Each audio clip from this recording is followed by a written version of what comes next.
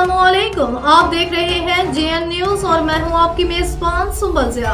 Bulletin का बाकायदा आगाज करते हैं और शामिल करते हैं अब तक की अहम तरीन खबरें।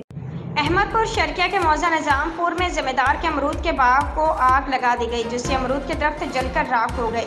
मजीद तफसीलात जानते हैं वहां पर मौजूद हमारे JN न्यूज के नुमाइंदे सैयद असगर अली।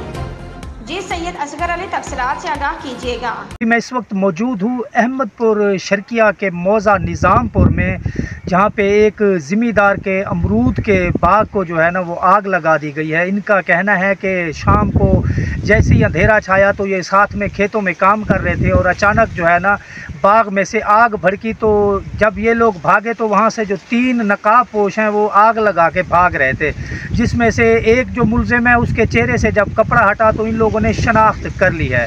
मज़ीद इस हवाले से मेरे साथ मौजूद हैं यहाँ पे काम करने वाले, इनसे जानते हैं। जी चलो खेते काम करना था, शाम का टाइम है तो साड़ा अमरूदा का बाग आ तो आगे निकलिया एक साइड तो जरा अस भजिया जाके देखा दिल बंदे भजे जाते सा बाग जो एक तो नकाब लत्था वेख्या वो साढ़े पहचान च आ गया तो 2 नहीं 2 ये ना मालूम।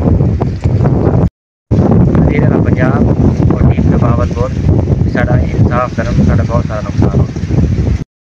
जी बिल्कुल, इन लोगों का कहना है कि हमारा जो है ना काफ़ी नुकसान हो गया है और हमारी जो रिक्वेस्ट है वज़ीर आला पंजाब और DPO बहावलपुर से है कि वो हमें जो है ना फिल फॉर इंसाफ फराहम करें। सैयद असगर अली, नुमाइंदा JN न्यूज़, उच्च शरीफ।